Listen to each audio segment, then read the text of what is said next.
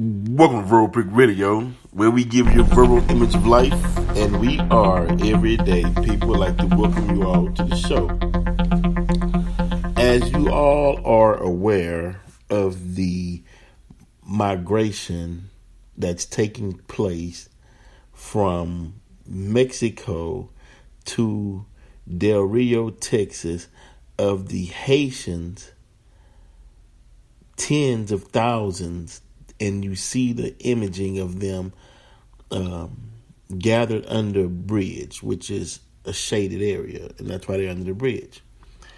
And they're seeking their way into the U.S. Me personally, come on, America is a nation of immigrants. Bring the Haitian brothers and sisters on. Because in all actuality, family.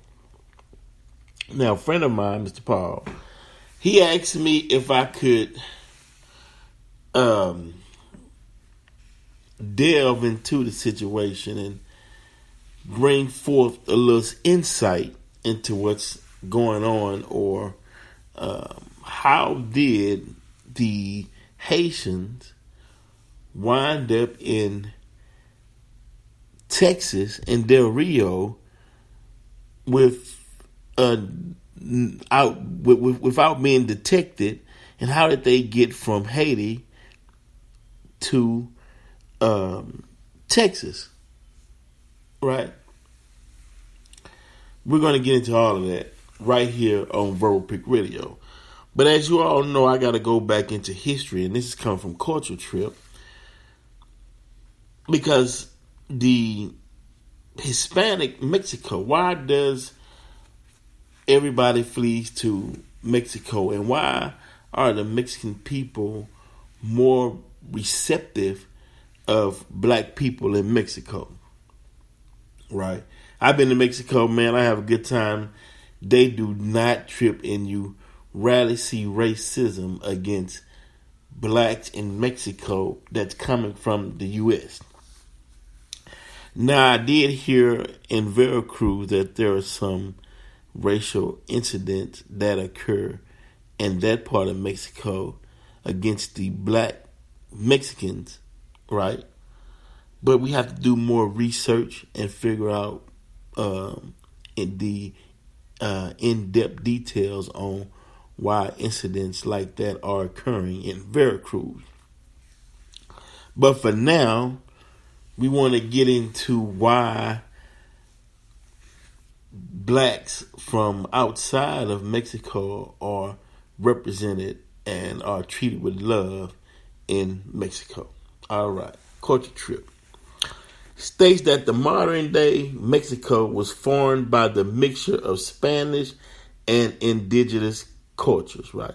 Now, we know that the indigenous were already there, and the Spaniards from Europe came into Mexico, and they mixed their blood with the indigenous, and that's why you have a different array of colors of people in Mexico, just like you do it with the blacks in America, right? Okay. Major cultural evidence such as the Day of the Dead or religious figures such as the Virgin of Guadalupe have roots in both Spanish Catholicism and Aztec beliefs. Yet Mexico's Arabic heritage, which is still alive in the customs and languages of the country, is often ignored. Here is our guide to the hidden influence on daily life in Mexico. Language. Mexico's Arabic heritage can be traced back to the Moors. Right? The Moors were black, coming out of North Africa, right, into Spain, where they defeated the Spaniard and ruled Spain for over 750 years. So Spain culture was highly influenced by the Moors. Actually, the Moors gave Spain a culture here. They didn't have nothing before the Moors came. They civilized the European Spaniards. So, okay, it says can be traced back to the Moors. The North African Muslims who invaded Spain in 711 and ruled for almost 800 years. The Moors had a dramatic and long-lasting impact on the Iberian Peninsula, introducing scientific, mathematic, and philosophical concepts that are still used today. Their influence on the Spanish language was also profound. Approximately 4,000 Spanish words are Arabic in origin, or 8% of the Spanish dictionary.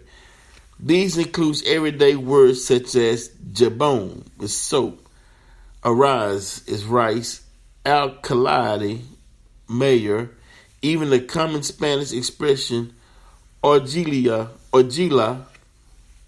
or ole, which means hopefully. In English, descends from the Arabic expression inshallah, which literally translates as should God will it. Of course, the Spanish conquerors carried this influence across the Atlantic when they launched their campaign against the Aztec Empire in 1519. Even Mexico's second largest city, Guadalajara, has an Arabic name meaning Valley of Stones. That came from Arabic. In fact, a Moorish time traveler would probably find plenty that he recognized in modern-day Guadalajara. With their domes and mosaic floors, the city's churches and public buildings display a heavy Arabic influence. Similar styles and patterns can be seen throughout the country, whether in Cholula, central Mexico, or Chiapa de Corzo in the south. Horseshoe arcs, decorative patterns, and the design of quite inner courtyards are all part of Moorish tradition, right? There is even a huge Arabic influence on Mexican food. Some classic flavors used in Mexican gastronomy were originally brought to Spain by the Moors, including coriander, coriander, cumin, cinnamon, and clove. A Middle Eastern influence was exerted on Mexican culture when immigrants from Lebanon started arriving in 1890s. The new arrivals opened restaurants and used the preparation method that were most familiar to them, including the shawarma, which is comprised of slabs of meat that are roasted on a spit.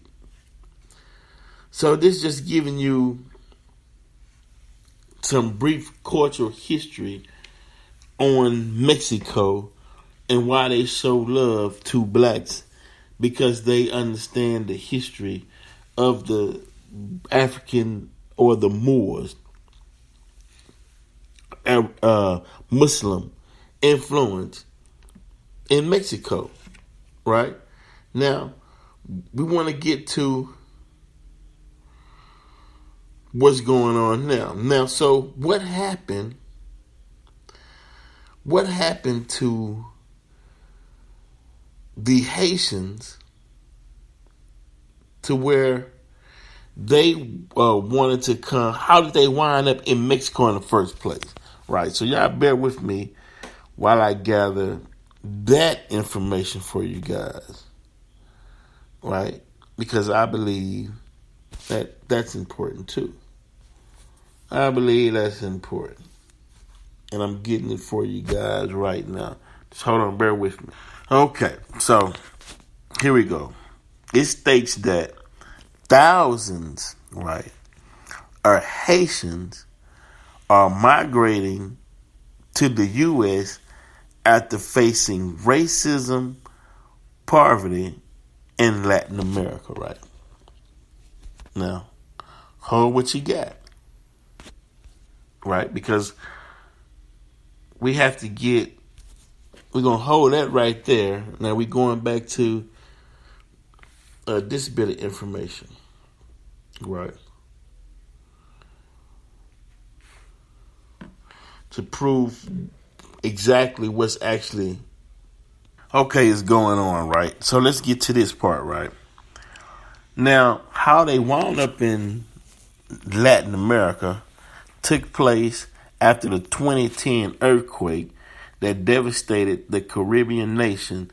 Tens of thousands of people traveled to Brazil and Chile and Panama. Now they are looking to enter the U.S., but face many challenges on the journey, right? Haitian immigration to Latin America has been widely documented for the last decade, but a new and dangerous focus point is growing on the jungle border between Colombia and Panama. Thousands of migrants are currently stuck in the Colombian municipality of Nicola, which is Necocli, creating a bottleneck at the Darien Gap. If they make it through the dense jungle, their journey continues through Central America towards the north, with the United States as the desired destination. As for so many others, Mexico has become a host nation for the Haitian exodus as they attempt to cross the border into the United States. It is a crisis with unprecedented numbers, as Haiti remains mired in instability after the assassination of President Jovenel Moise. Okay, although the number of Haitians on the Colombian-Panama border pales in comparison to the Venezuelan diaspora, there is a constant flow of tens of thousands of irregular migrants. Both Colombia and Panama are transit countries, according to the authorities. These migrants come mainly from Brazil and Chile, where they first fled after Haiti's devastating 2010 earthquake, and then make their way through the Darien, one of the most dangerous jungles in the world, accompanied by a smaller number of Cubans, Asians, and Africans that's also in the mix coming with them, right? Now, okay, so they're coming from Chile, right, Brazil, and Panama. Then they Then they went through Colombia, right? They went through that Darien desert, one of the most dangerous deserts in the world. They traveled through, and then they made it to Mexico, and on into the U.S. Okay. A government body insists that this is not a new phenomenon, but a historical flow that has previously peaked at more than 35,000 people per year. However, the agency recognizes the alarming current number, which far exceed those records. So far this year, Panamanian authorities have registered 46,000 people crossing the border, with 18,000 in July alone. More than 20,000 were recorded as being Haitian, followed by 8,000 Cubans. In distant second place, the true proportion is actually higher. 1,500 Brazilian citizens and nearly 3,000 Chileans are listed in the records as children of Haitians born in those countries after their families had already fled. The dense Panamanian jungle has a dry season from October to March and is rainy the rest of the year. Migrants usually cross the Darien in the dry season to avoid dangers such as swollen rivers and muddy terrain, explains Santiago Paz of the International Organization of Migration in Panama. This year, even in this rainy season, the migration flows continue to increase, he warns. Okay, now we want to get to what really happened, right? What really happened? Okay. Now, so what happened was, so after the earthquake in 2010, Haitians started leaving Haiti and they started going into South America. They was going into Chile, Colombia, and different areas, Panama, right? Now Valerie Stephanie Lamore is 36. She said the racism in Panama was so bad that she was once told she smelled ugly and black. She moved there from Haiti in 2005 after a violent attack at her school where she saw her cousin get shot in the eye. She says, I couldn't stand Panama, said Lamore, who was abandoned by an ex-boyfriend when she got pregnant with her twin sons. I couldn't find help and my children were growing up. A new short-term migration shelter in Houston, Lamore explained that she finally got a work permit in 2020. Right? But she's saying, hold on, let me read this real quick. Last week she said they crossed from Mexico into DelRio, Texas border official says. Right? They apprehended her boyfriend, and her 7-year-old twin sons and separated them. Her boyfriend, also from Haiti, was taken to a detention center. Lamore and her sons were let go. Okay, she started crying.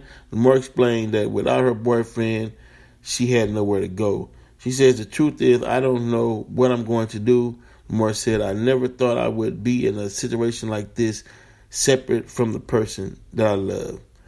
So what happened was they left Haiti, came into Panama and other South American countries, was treated with so much racism that during the dry season, which goes from March to October, that for some reason, all the Haitians, thousands of them that left in 2010, went into South America, was living there. There was so much racism at the fact that they couldn't make a living that they all decided at one time to leave with the help of the Mexican cartel to come into the U.S. Why would the Mexican cartel assist all the Haitians? Well, I'll tell you why. And this is my belief. Simply because the history of blacks and Moors coming through Mexico, and if you understand, if you ever been to Mexico, you will see a lot of black people speak in Mexico, which you think you was in South Park, Acres Home, or Third Ward, Fifth Ward somewhere. Only difference is they speaking in Spanish, right? They're like the same people. And if a lot of these light-skinned Hispanics, if you look at their grandparents or their great-grandparents, or grandma and grandpa, they were black Hispanics. So the cartel helped these Haitians to make it to DelRio, Texas, right, in search of a better life, and help them escape the racism, poverty, and mistreatment by South America. So you can almost look at it as though this was another Underground Railroad. And Texas representing Canada. The cartel is representing the Underground Railroad. They helped them get out of South America, racist South America, according to the Haitians, to the promised land, the land of freedom, America, a land of immigrants, where they will find a way to intertwine into American society, along with the Afghan refugees and along with the Mexican immigrants that come to America every day, all coming to the land of opportunity to grow and build and make a better way in life for themselves. But the world is watching to see how America reacts to the Haitians as they would any other immigrant group that comes to America. Because personally, I don't have a problem with the Haitians coming here. You know, hell, it's increasing our numbers. So, and I know there's some blacks out there saying they Haitian. They ain't, look, You go back and check in your DNA, you might find out you have some Haitians in your family from generations past. You don't know. You know what I mean? When melanin is melanin, right? And one day I want to do a show on titled melanin communication, or how to communicate with melanin. The process and how you do it. We'll get that research going and get that over to you guys as well. But I'm just saying that, one, black folks been traveling ever since that first wave of beings that was created in Africa, where they found the first remains of humans, and has traveled all over this globe. That's why no matter where you go, you'll find a black person that's been there for heavy melanated person. When I say black, I'm talking about heavily melanated, dark skin. That's heavy melanated. That's been on the planet since the beginning of time, and that's on every square inch of this earth. You'll find a heavy melanated person showing that we been here. Can't pick a place. Black folks been there. So hopefully everything goes right. Wish them safe travel. Stay on your P's and Q's. I would like to see some activists and some government officials go out there, aid, water, food, help them out, bring them in. They made it here, reward them. Find something for them to do. It's something.